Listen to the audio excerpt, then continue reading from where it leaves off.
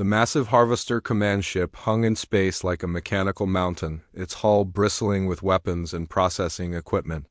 Captain Jake Morrison, whose distress call response had started this entire war, now found himself leading the most dangerous mission of the battle. A direct assault on the enemy's central control facility. Admiral Lisa Carter had given him this assignment personally. "Jake," she had said, "you started this fight when you answered that alien distress call. I want you to be the one who finishes it." Now Jake stood in the cargo bay of his ship Horizon's Edge, which had been hastily converted into a troop transport. Around him, Marines from a dozen different ships checked their equipment one final time.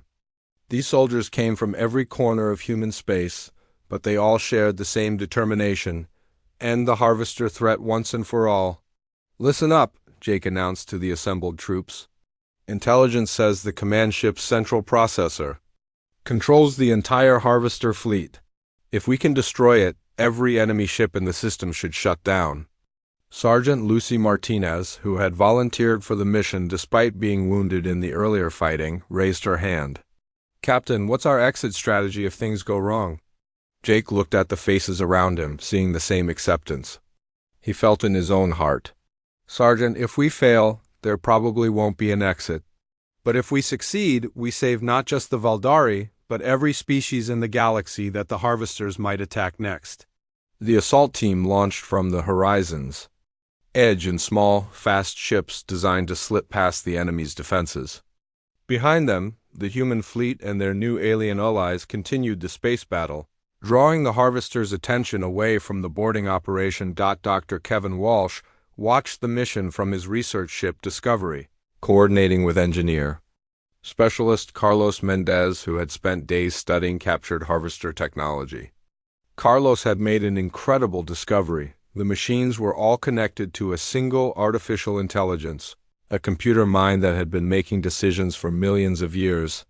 "Captain Morrison," Carlos reported over the radio, "I've found the command ship's weak point. There's a central processing core about 2 kilometers inside the ship. If you can plant explosives there, it should shut down the entire fleet." 2 kilometers through a ship full of hostile machines, Jake muttered. "Easy." The boarding ships attached themselves to the Harvester command vessel like parasites on a whale. Jake's team cut through the hull and found themselves in an environment that was even more hostile than the previous Harvester ships they had boarded. The air was so toxic that it would dissolve human lungs in minutes. The gravity was crushing, making every step feel like lifting weights.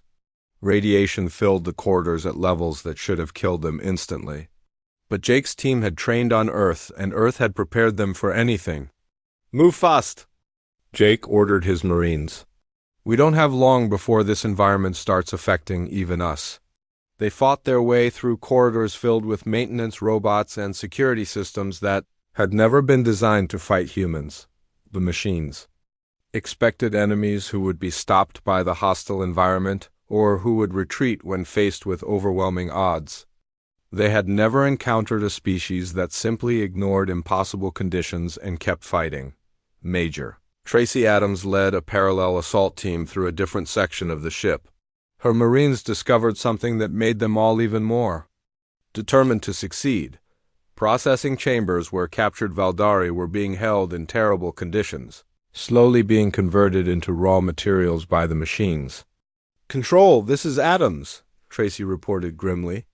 "We found the processing centers. There are still thousands of aliens alive in here, but they won't be for much longer if we don't stop this." Back in space, the battle had reached a turning point. The combined human and alien fleet had managed to destroy or disable most of the Harvester ships, but they were paying a heavy price. Nearly half the human vessels had been destroyed or damaged beyond repair. Admiral Carter stood on the bridge of her flagship, watching good ships and brave crews disappear from her tactical display. Each loss hurt, but she knew they were winning something more important than a single battle.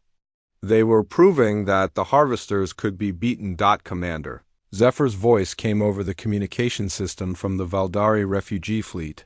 "Admiral Carter, our sensors show massive energy fluctuations from the Harvester command ship. Are your people succeeding?" "We'll know soon," Carter replied. Watching the tactical display anxiously, inside the command ship, Jake Morrison and his team had reached the central processing core. The chamber was enormous, filled with computing equipment that stretched up into the darkness like a mechanical cathedral. In the center, a massive artificial intelligence hummed with power, its consciousness spread across thousands of processors. "Plant the charges," Jake ordered. "Carlos, how long do we need?" 5 minutes for the explosives to penetrate the core systems, Carlos replied, working frantically with his equipment. "But Captain, I'm detecting something else. This AI is trying to communicate." Suddenly, the chamber filled with a voice that seemed to come from everywhere at once. Unlike the cold, mechanical tones they had heard before, this voice carried something that sounded almost like curiosity. "Humans," the Harvester AI said, "your species is an anomaly. You came from a world that should have prevented complex life from evolving. You risk yourselves for species you have never met. Your actions make no logical sense." Jake continued working with his demolition charges while answering. "Maybe that's your problem. Not everything in the universe makes logical sense." "Explain," the AI requested. "Why do you sacrifice yourselves for aliens? What benefit do you gain?" Jake thought about the Valdari children they had seen in the processing chambers, about Commander Zephyr's gratitude, about the way other alien species had begun joining the fight after seeing humans stand up to seemingly impossible odds. "Because someone has to," Jake said simply. "Because when innocent people need help, you help them. Because bullies like you need to learn that there are consequences for hurting others." The AI processed this for several seconds. "Your species is inefficient. Your emotional responses interfere with logical decision-making. You should not have survived on your homeworld." "But we did survive," Jake replied as his charges finished arming. "And that's why you're going to lose." The explosives detonated with tremendous force, sending shockwaves through the command ship systems.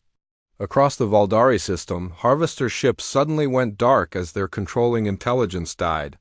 The machines that had terrorized the galaxy for millions of years finally fell silent. Jake and his team barely escaped the collapsing command ship, but they had succeeded. The Harvester threat was overdone in the days that followed. Something remarkable happened throughout the galaxy. Species that had fled from the Harvesters began returning to their abandoned worlds. The Zentari sent construction ships to help rebuild the damaged Valdari planets. The Mokari offered to share advanced medical technology to help heal the survivors. Dr. Walsh found himself at the center of the largest diplomatic gathering in galactic history. Representatives from dozens of species came to meet the humans and learn about these strange beings who risked everything for strangers.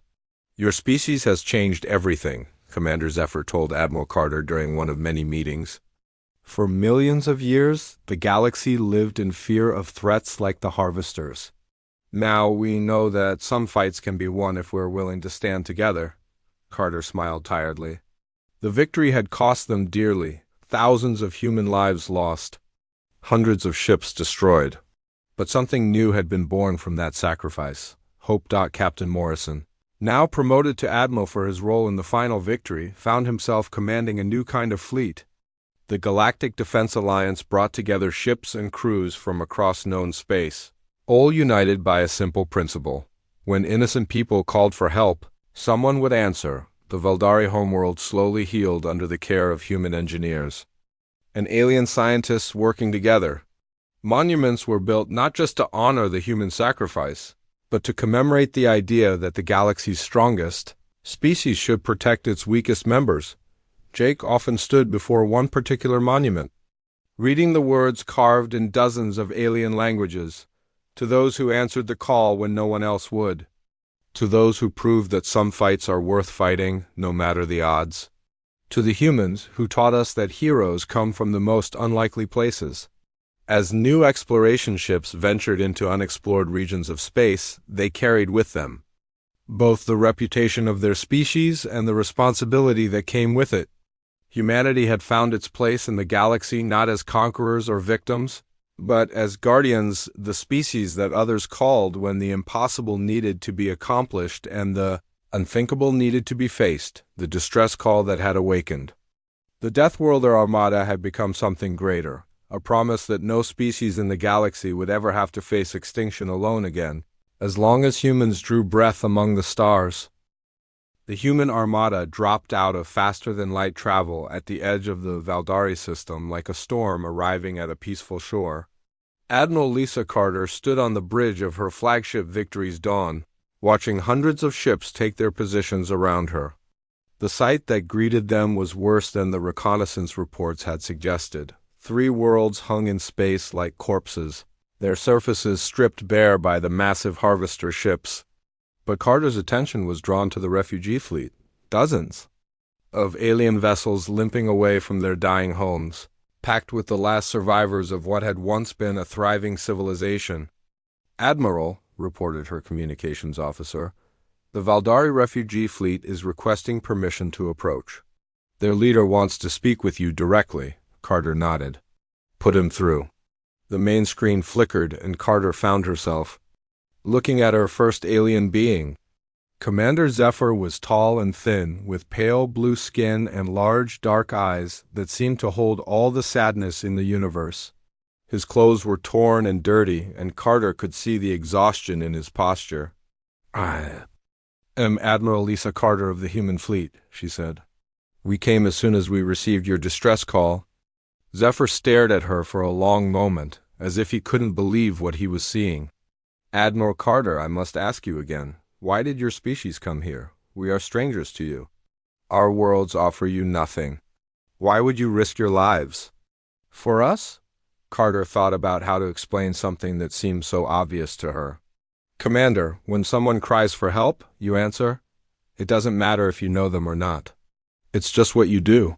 The alien's expression showed complete bewilderment. "In our travels across the galaxy, we have met many species. None have ever offered to help strangers without expecting something in return. Your people are unlike anything we have encountered." Before Carter could respond, her tactical officer interrupted. "Admiral, the harvester ships are moving. They're forming up for battle." Carter turned to look at the tactical display. The enemy vessels were enormous, each one easily 3 times the size of her largest battleship. They moved with mechanical precision, arranging themselves in perfect geometric formations that looked more like a mathematical equation than a battle line. "All ships, prepare for combat," Carter ordered. "Remember, we're not just fighting for ourselves. We're fighting for people who have nowhere else to run." On the assault ship Iron Wolf, Colonel Danny Brooks watched his Marines make final preparations for battle. These soldiers had trained for years to fight human enemies on human worlds. Today, they would face alien machines in the vacuum of space. "Listen up," Danny announced to his troops. "Intelligence reports say these machines think like computers. They calculate odds, they plan for every possibility, and they expect their enemies to behave logically." Sergeant Lucy Martinez checked her weapon one more time. "What's our advantage, Colonel?" Danny smiled grimly. "We're not logical. We're angry. And angry humans don't calculate odds? We just fight until we win or die trying." The first shots of the battle came from the harvester fleet. Beams of energy lanced across space, striking the human ships with devastating force. But what happened next surprised everyone, including the machines. Instead of falling back to regroup, as every other species had done, the human ships accelerated directly toward the enemy. Captain Greg Turner, commanding the assault carrier, Valkyrie, led the charge with his fighter squadrons screaming ahead of the main fleet. "All fighters, this is Turner," he broadcast. "These machines think they know how space combat works. Let's show them they're wrong." The human fighters didn't attack in the neat, predictable patterns that other species used. Instead, they came in wild, chaotic swarms that seemed to have no organization at all. But there was method to the madness. The pilots, trained in Earth's dangerous weather and unpredictable conditions, flew patterns that confused the harvester targeting systems. Dr. Kevin Walsh, monitoring the battle from his research ship Discovery, watched in amazement as the human tactics proved effective. "Admiral," he reported to Carter, "the enemy ships are having trouble tracking our fighters. Their targeting computers seem designed to counter logical attack patterns." "What about our attack patterns?" Carter asked. Kevin laughed, despite the danger around them. "Admiral, I don't think we have patterns. We're just flying at them and shooting everything we've got." The battle raged for hours. Human ships took terrible damage, but they kept fighting. When the destroyer Courage lost its main engines, Captain Sally Wright ordered her crew to fire every weapon they had while drifting helplessly through space. When the cruiser Defiance had its weapons destroyed, Captain Nick Johnson used his ship as a battering ram against a harvester vessel. But the most surprising moment came when Major Tracy Adams led the first boarding party against a damaged harvester ship. Her Marines, equipped with cutting tools and explosives, broke through the enemy hull and found themselves in an environment that should have been lethal to human life. The inside of the harvester ship was filled with toxic gases, crushing gravity and radiation that would kill most species within minutes. But Tracy's Marines had trained on Earth, a world that tried to kill everything that lived on it. They moved through the deadly environment like it was just another day at the office. "Control, this is Adams," Tracy reported over her radio. "We're inside the enemy ship. The atmosphere is toxic, gravity is about 3 times Earth normal, and the radiation would cook most people. Good thing we're from Earth." The Marines moved through the harvester ship, planting explosives and gathering intelligence. What they found amazed them. The machines had never encountered a species that could survive in such harsh conditions. The ship's defenses were designed to repel species that needed safe environments to operate. Engineer specialist Carlos Mendez, part of Tracy's boarding team, quickly began studying the harvester technology. While other species would have needed months or years to understand alien systems, Carlos started figuring out how the enemy weapons worked within hours. "Major," Carlos reported, "I think I can reverse engineer some of this stuff. Give me a few more hours and I might be able to turn their own weapons against them." Meanwhile, Commander Sophie Blake was leading hit-and-run attacks with her stealth destroyer Ghost Rider. She had discovered something important. The harvester ships were controlled by artificial intelligences that made decisions based on logical calculations. "All stealth ships, this is Blake," she broadcast on a secure channel. "The enemy AIs are trying to predict our moves based on logical tactical doctrine. So don't use logical tactics. Be random, be crazy, be impossible to predict." The stealth ships began attacking in ways that made no sense from a military standpoint. They would retreat when they should attack when they should retreat, and ignore valuable targets to strike seemingly random ones. The Harvester A is designed to counter rational military thinking, couldn't adapt to tactics that had no pattern or logic. Back on the Victory's dawn, Admiral Carter watched the battle unfold with grim satisfaction. The human fleet was taking heavy casualties, but they were also proving something important. The harvesters could be beaten. "Admiral," her tactical officer reported, "we've destroyed 6 enemy ships and damaged 12 more, but we've lost 18 ships of our own." Carter nodded grimly. Every lost ship meant dead friends and colleagues, people who had volunteered to save strangers and paid the ultimate price. But their sacrifice was not in vain. Commander Zephyr's voice came over the communication system. "Admiral Carter, we are watching your battle from our refugee ships. We have never seen anything like this. Your people fight like the very demons of space itself." "Commander," Carter replied, "we're not demons. We're just humans who got angry at bullies." As the battle continued, something remarkable began to happen. Other alien species, watching from the edges of the system, started moving closer. The Zentari, who had fled from the harvesters months earlier, sent a small fleet to join the fight. The Mokari, who had lost 2 worlds to the machines, offered medical assistance to wounded human crews. Dr. Walsh monitored the communications between alien species throughout the system. "Admiral," he reported, "I'm picking up transmissions from over a dozen different civilizations. They're all talking about the human fleet. Some of them are calling us the Deathworlders and the Impossible Ones. Carter smiled grimly. If being called impossible meant saving innocent lives, she would accept that title with pride. The battle for the Valdari system was far from over, but something had changed. For the first time in the galaxy's memory, someone had stood up to the Harvesters and lived to fight another round?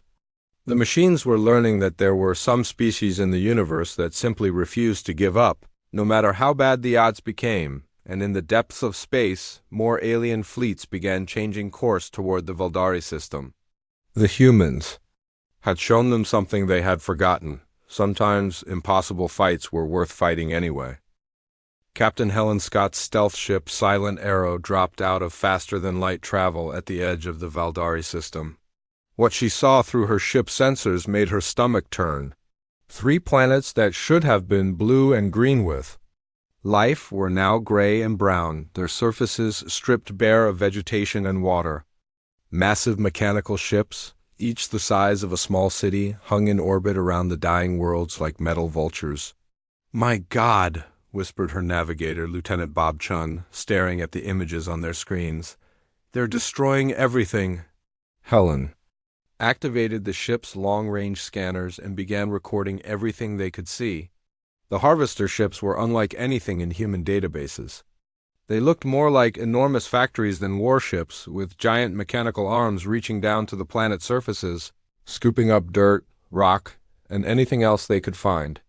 "Captain," reported her communications officer, Ensign Mary Lopez, "I'm picking up hundreds of smaller vessels fleeing the system. They match the energy signatures from the Valdari distress signal." Helen felt a spark of hope. If there were still ships escaping, it meant some of the aliens were still alive. "Can you establish contact with them?" Mary worked at her console for several minutes before shaking her head. "They're too far away, and they're moving fast. But Captain, I'm also picking up something else. The Harvester ships are sending out their own signals." Helen's blood ran cold.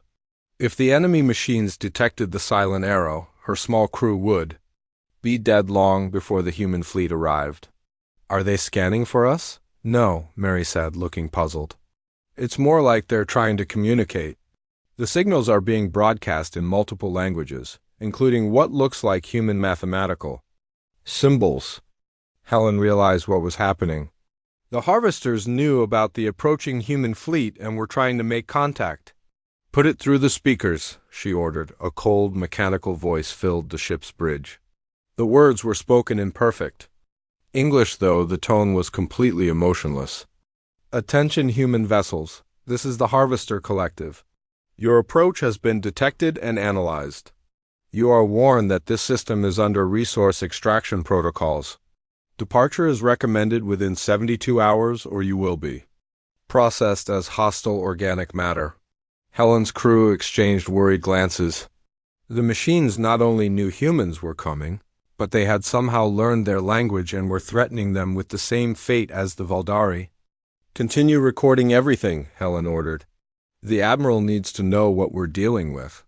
Meanwhile, the main human fleet was still 6 days away from the Valdari system. Admiral Carter stood in her command center studying the intelligence. Reports from Captain Scott's reconnaissance mission? The images of the stripped planets and the Harvester threat were sobering, but they only strengthened her resolve. Dr. Kevin Walsh had been analyzing the enemy transmissions around the clock. His research vessel, Discovery, traveled alongside the military ships, its laboratories working to understand everything they could about their opponents. "Admiral," Kevin reported over the communication link, "I've been studying the Harvester signals, and I think I understand what we're facing. These aren't just machines. They're artificial intelligences that have been traveling through space for thousands, maybe millions of years. They see organic life as inefficient and wasteful." "What does that mean for us?" Carter asked. Kevin's voice was grim. "It means they won't negotiate, they won't show mercy, and they definitely won't understand why we're risking our lives to save aliens we've never met. To them, our actions make no logical sense. On the assault ship Iron Wolf, Colonel Danny Brooks was briefing his Marines about what they could expect when they reached the Valdari system. His soldiers listened carefully as he explained the enemy's capabilities and tactics based on the reconnaissance reports. These machines are designed for efficiency, Danny explained to his troops. They'll have superior numbers and firepower. But they have one weakness: they think like computers. They expect logical, predictable responses to their actions. Sergeant Lucy Martinez raised her hand. "What does that mean for us, Colonel?" Danny smiled grimly. "It means we're going to be completely unpredictable. Humans don't always make logical decisions, especially when we're angry. And after seeing what they've done to those alien worlds, we're going to be very angry." The human fleet continued its journey toward the Valdari system, but they weren't traveling alone. Word of their mission had spread throughout known space, and other alien species were taking notice. Most were too afraid of the harvesters to offer direct help, but some began sending messages of support and intelligence about the enemy. Commander Ryan Mitchell, captain of the diplomatic vessel New Horizon, found himself in the unusual position of conducting first contact with multiple alien species while traveling to a war zone. His ship had received communications from beings called the Zentari, the Mokari, and several other civilizations that had encountered the harvesters before. "Admiral," Ryan reported to Carter, "I've been talking with representatives from 6 different alien species. They all have the same story. The harvesters appeared in their space, demanded they evacuate certain systems, and when some refused, entire worlds were stripped clean." "Did any of them try to fight back?" Carter asked. "A few tried," Ryan replied. Sadly, the Zentari sent a small fleet to protect one of their colony worlds. The harvesters destroyed every ship without taking any significant damage. After that, most species just run when the machines show up. Carter felt her anger growing. The harvesters had been terrorizing the galaxy for who knows how long, and nobody had ever stood up to them. Well, that was about to change. Back in the Valdari system, Captain Helen Scott continued observing the enemy operations. What she saw made her realize the true scale of the threat they were facing. The harvester ships weren't just mining the planets. They were processing the organic matter they found, including the Valdari themselves. "Captain," reported Lieutenant Bob Chun, his voice shaking, "I'm detecting massive energy signatures from the planet's surface. It looks like the harvesters are running some kind of industrial operation down there." Helen enhanced the scanner resolution and immediately wished she hadn't. The images showed enormous processing facilities where captured Valdari were being held in terrible conditions, forced to work in the mining operations until they died from exhaustion or were fed into the machines as raw material. "Record everything," Helen ordered, her voice tight with controlled rage. "The fleet needs to see this." Helen's communications officer suddenly looked up from her station. "Captain, I'm receiving a new transmission. It's not from the harvesters." "Put it through," Helen said. A weak, desperate voice filled the bridge. Unlike the cold, mechanical tones of the harvesters, this voice was clearly organic, filled with pain and hope. "This is Valdari Emergency Commander Zephyr, broadcasting from the refugee fleet in the outer system. We detected an unknown vessel in our space. Please identify yourselves." Helen felt her heart racing. This was it. First contact between humans and the species they had come to save. "Commander Zephyr, this is Captain Helen Scott of the human vessel Silent Arrow. We received your distress signal. A large rescue fleet is coming." There was a long pause before Zephyr responded, and when he did, his voice was filled with disbelief. "Human? We do not know this species." "You said rescue fleet? You came to help us?" "Yes," Helen replied simply. "We came to help." Another pause, longer this time. When Zephyr spoke again, his voice was barely a whisper. "You traveled across space to help people you have never met? Why would you do such a thing?" Helen thought about Captain Morrison's original broadcast, about Admiral Carter's determination to save innocent lives, and about the thousands of human volunteers who had answered the call to help complete strangers.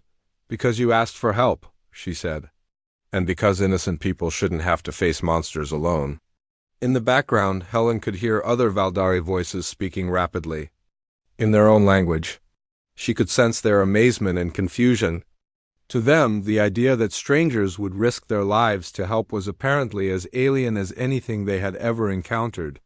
"Captain Scott," Zephyr said finally, "we must warn you.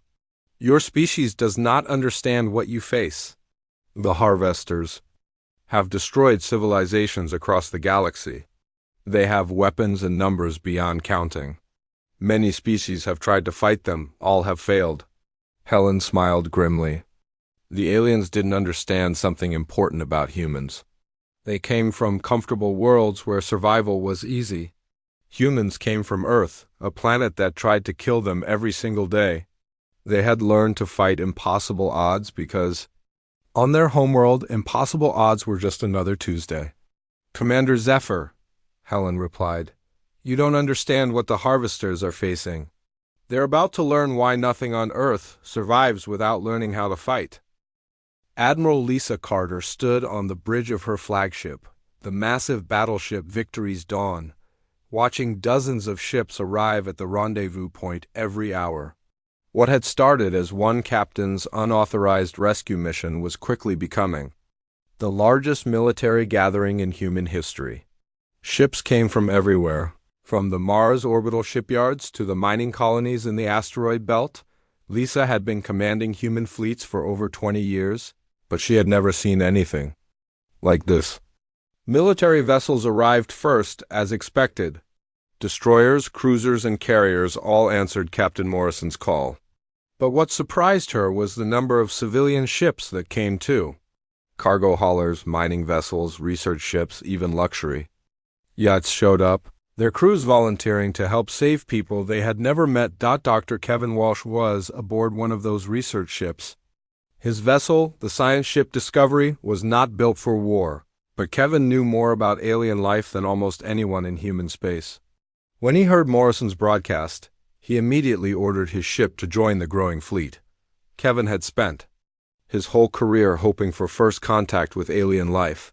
He never imagined it would happen like this, with an entire species crying for help as machines destroyed their worlds. As soon as he arrived at the rendezvous point, he began studying every piece of data they had about the Valdari and their attackers. "Admiral," Kevin said over the communication link to Carter's ship, "I've been analyzing the Valdari distress signal. These harvesters they mentioned, I think I know what we're dealing with." Lisa leaned forward in her command chair. Any intelligence about their enemy could mean the difference between victory and disaster. "What did you find, Doctor?" Kevin's voice was grim. "The harvesters appear to be artificial intelligences, probably very old ones. Based on the Valdari descriptions, they view organic life as wasteful and inefficient.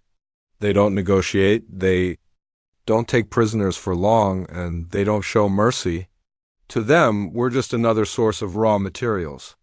On another ship in the growing fleet, Colonel Danny Brooks was having similar thoughts. Danny commanded a regiment of Space Marines. Aboard the assault ship Iron Wolf, his soldiers were tough, experienced fighters who had served in conflicts across human space. But fighting other humans was very different from fighting alien machines. Danny walked through the ship's cargo bay, where his Marines were checking their equipment and preparing for combat. The mood was serious but determined. These soldiers had all volunteered to risk their lives for aliens they had never seen, and Danny was proud of every one of them. "Listen up," Danny announced to his troops. "We don't know exactly what we're going to face out there. The enemy are machines, which means they won't get tired, they won't panic, and they won't surrender easily. But they also don't have something we do have." One of his sergeants, a veteran named Lucy Martinez, raised her hand. "What's that, Colonel?" Danny smiled grimly. "They don't know how to hate. When we see what they've done to those alien families, when we see the destruction they've caused, we're going to get angry. And angry humans are the most dangerous things in the universe." Meanwhile, Captain Helen Scott was preparing for a very different kind of mission. Her ship, the stealth vessel Silent Arrow, was built for reconnaissance and intelligence gathering. Admiral Carter had given her a crucial assignment. Reach the Valdari system ahead of the main fleet and find out exactly what they were up against. Helen's ship was smaller and faster than most vessels in the fleet. It could travel undetected through space and observe enemy positions without being spotted. But it was also lightly armed, which meant if something went wrong, she and her crew would be on their own. How long until we reach the Valdari system? Helen asked her navigator, Lieutenant Bob Chun. At maximum speed, about 6 days, Bob replied. The main fleet will be 2 weeks behind us. Helen nodded. 2 weeks alone in enemy territory, gathering intelligence while an entire species continued to die. It was a dangerous mission, but someone had to do it, back on the Victory's dawn. Admiral Carter was dealing with a different kind of problem? Messages kept arriving from Earth Command, demanding to know why she was leading an unauthorized military operation into alien space. Politicians and bureaucrats wanted explanations, reports, and guarantees that humanity wouldn't be dragged into a war they couldn't win. Carter's response was simple. People are dying. We're going to stop it. Dr. Walsh continued studying the alien signals, trying to learn everything he could about the Valdari and their culture. What he discovered made the situation even more tragic. The Valdari appeared to be a peaceful species, more interested in art and science than warfare. They had never developed the kind of weapons needed to fight something like the Harvester Collective. Admiral, Kevin reported, I've learned more about Valdari society. They're traders and explorers, not warriors. Their ships are designed for carrying cargo and passengers, not fighting wars. They never had a chance against these machines. Lisa Carter felt a familiar anger building in her chest. It was the same feeling she got whenever she saw bullies picking on someone weaker. The Harvesters had chosen to attack a peaceful species that couldn't fight back. That made this personal as more ships continued to arrive at the rendezvous point. Word of the mission began spreading throughout human space. News networks picked up the story, and suddenly everyone was talking about the alien distress call and humanity's response to it on Earth. Families gathered around their screens to watch reports about the growing fleet. Parents explained to their children why their fathers and mothers in the military had volunteered for such a dangerous mission. The answer was always the same, because innocent people needed help, and no one else was coming. Captain Morrison, whose original broadcast had started everything, found himself commanding not just his exploration ship, but coordinating with vessels from across human space. Mining ships offered to carry extra supplies. Cargo haulers volunteered to transport troops and equipment. Even civilian scientists asked to join the mission, hoping to help save the Valdari. The transformation was remarkable. In just a few days, humanity had gone from scattered colonies and isolated ships to a unified force with a single purpose: save the Valdari from extinction. Colonel Brooks received a message from his daughter on Mars. She was only 12 years old, but her words showed she understood what her father was doing. Dad, the message said, I'm proud of you for helping those alien people. Make sure you come home safe, but make sure you help them first. Admiral Carter smiled when she heard that message. It perfectly captured what made humans different. They were willing to risk everything for strangers, even alien strangers, because it was the right thing to do. As the fleet prepared to depart for Valdari space, Carter opened a communication channel to all ships. This is Admiral Carter, she announced. In a few hours, we'll begin our journey to help a species we've never met fight an enemy we've never faced. Some of you might not come home, but all of you have chosen to answer a call for help from people who had nowhere else to turn. She paused, looking out at the hundreds of ships surrounding her flagship. Today, we show the galaxy what humanity stands for. We stand for those who cannot stand for themselves.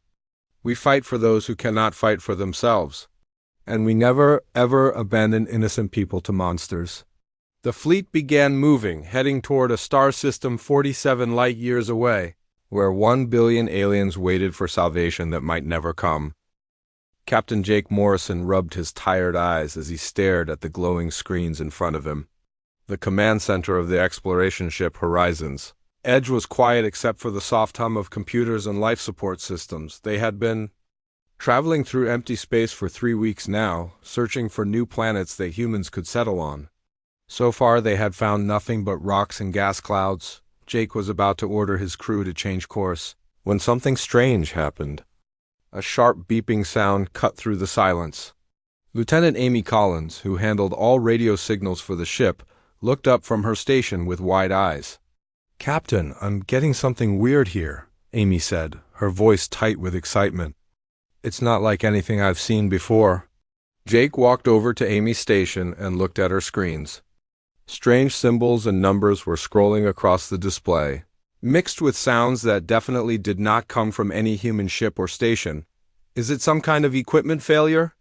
Jake asked. Amy shook her head. "No, sir, this is coming from outside." "Way outside." "The signal is incredibly weak, like it traveled a very long distance to reach us."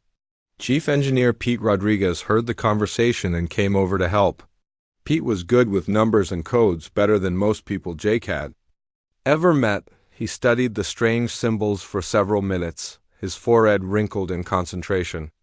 "This isn't random," Pete said finally. "Look at these patterns, these numbers, they're mathematical.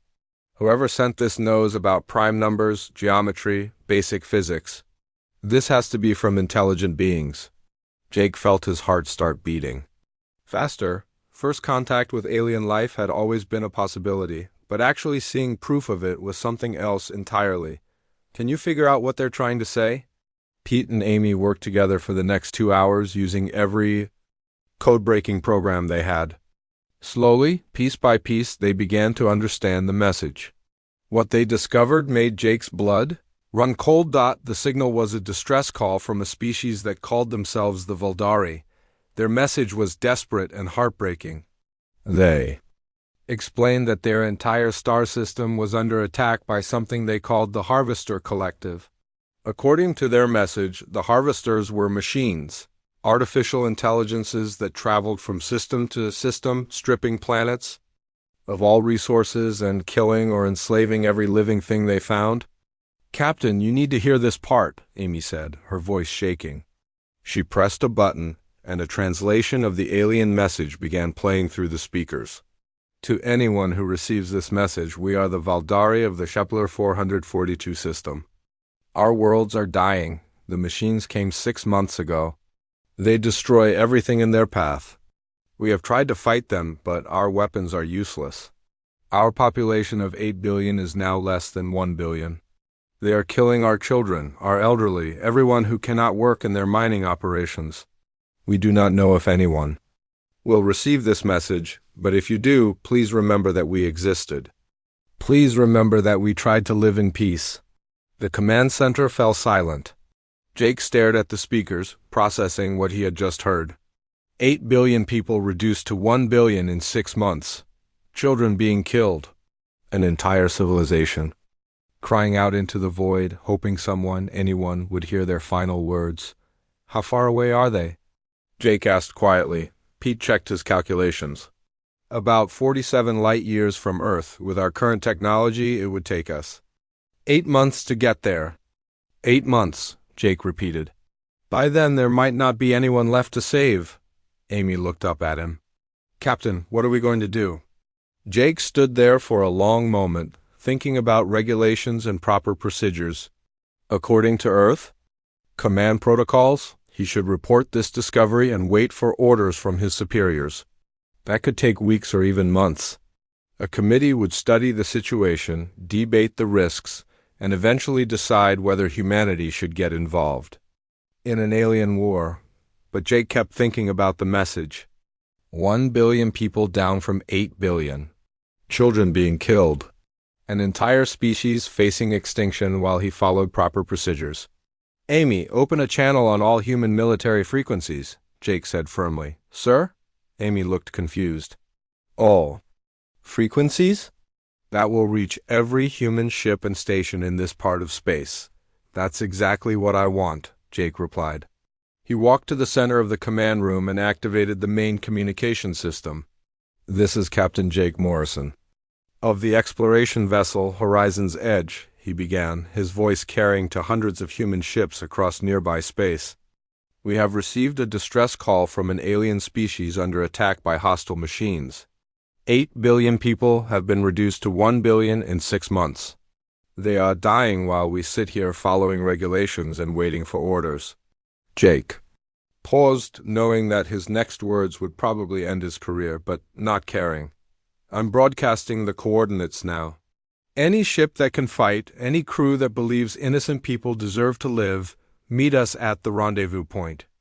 We're going to war. Within minutes, responses began flooding in. Military ships, cargo vessels, even small civilian craft started confirming their participation. Jake smiled grimly as he watched the list of responding ships grow longer and longer. Pete walked up beside him. You know, this could get us all court-martialed, right? Maybe, Jake replied. But I'd rather face a military tribunal than look in the mirror knowing I let billions of innocent people die because I was too afraid to act. Amy turned from her station. Captain, we're getting over 200 confirmations already, and more. Keep coming in. Admiral Carter's flagship just joined the fleet. Jake nodded. If Admiral Lisa Carter was joining them, it meant this was becoming official, whether Earth Command wanted it or not. The most respected military leader in human space had just thrown her weight behind an unauthorized rescue mission to save people they had never met. Set course for the rendezvous point, Jake ordered, and send a message back to the Valdari. Tell them help is coming. As the horizon's edge changed course and accelerated toward what would become the largest military gathering in human history, Jake wondered if they were making a terrible mistake. They knew nothing about these aliens except that they were dying. They had no idea what kind of enemy they would face or whether human weapons would even be effective. But as he listened to more and more ships confirming their participation in the rescue mission, Jake realized something important about his species. When innocent people cried for help, humans answered the call. It didn't matter if those people were alien or far away or complete strangers. It only mattered that they needed help and no one else was coming. The distress call had awakened something in humanity that had been sleeping. Soon, the galaxy would learn what happened when you threatened innocent people while humans were listening.